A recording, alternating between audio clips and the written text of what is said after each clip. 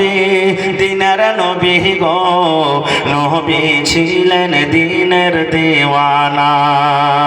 দেখে নবীর মুজিজা ভাগবতী মা খাদিজা, সঁপে দিলেন জীবন আর জৈবন।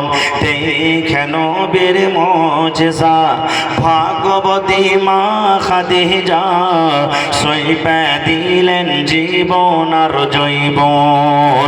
আল্লাহর নবী দিনের নবী গো, নবী ছিলেন দিনের দিওয়ানা। আর এক মিনিট একটা হাদিস বলবো আপনাদের সামনে, এটাও সহিহ হাদিস।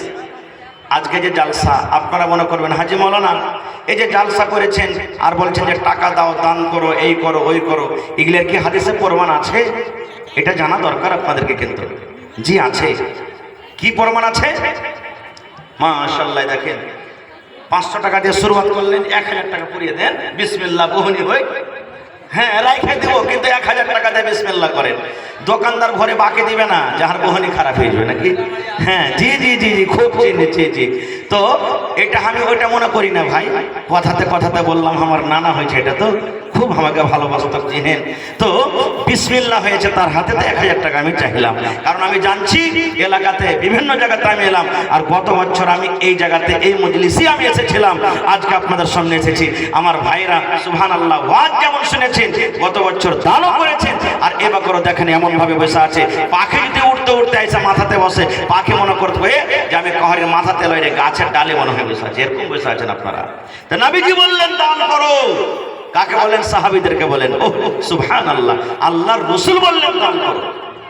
এবার একজন সাহাবী যার নাম হলো ওমর রাদিয়াল্লাহু তাআলা আনহু, ও মনে মনে ভাবলেন আবু বকরকে দান করে জিততে পারিনি, আজ আবু বকরকে দান করে জিতবো। আবু বকর হলেন সব থেকে বড় সাহাবী, নবীদের পর মান সম্মান আল্লাহ তাকে দিয়েছে, এত বড় সাহাবী কিন্তু গরীব।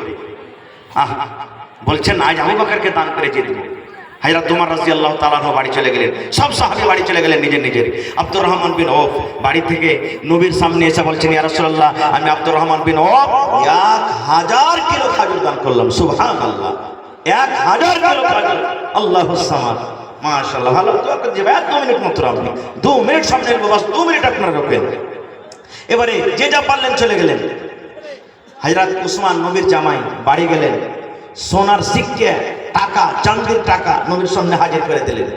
নবীজি আমার সোনার টাকা গেলে এরকম রুচলেছেন আর বলছেন, উসমান রে, আজ থেকে তুমি যা করবে আল্লাহ তোমাকে মাফ করে দেবে। উসমান, আজ থেকে তুমি যা করবে আল্লাহ তোমাকে মাফ করে দেবেন। সুবহানাল্লাহ। এবারে হযরত ওমর বাড়ি চলে গেলেন।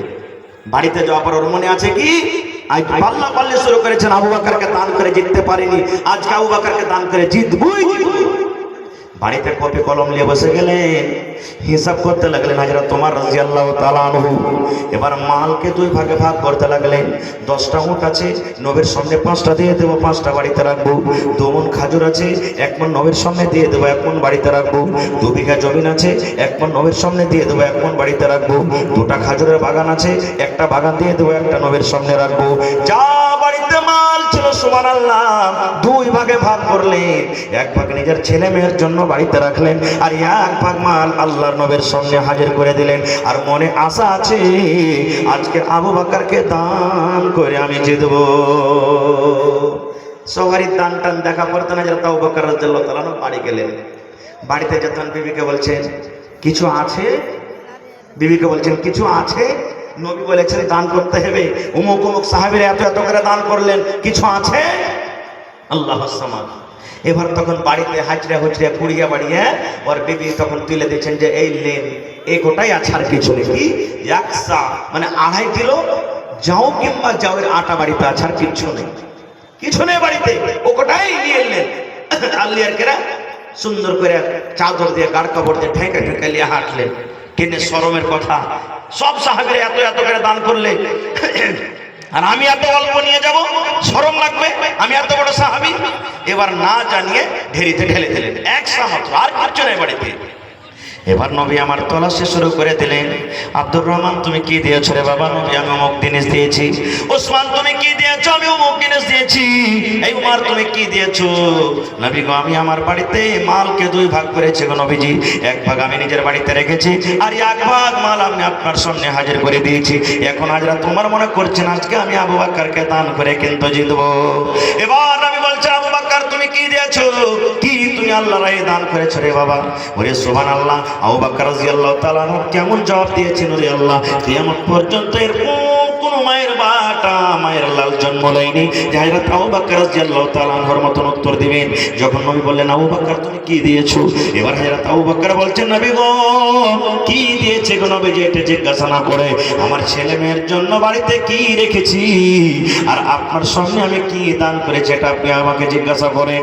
এবার নবী বলছেন তোমার মেয়ে ছেলের জন্য বাড়িতে কি রেখেছো আর তুমি আল্লাহর রাহে কি দান করেছো বলো তো।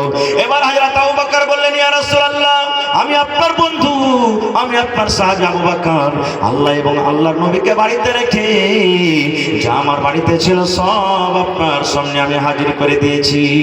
আমার বাড়িতে কিছু নাই নবী গো, শুধু আল্লাহ এবং আল্লাহ রাসূলকে আমি বাড়িতে রেখেছি।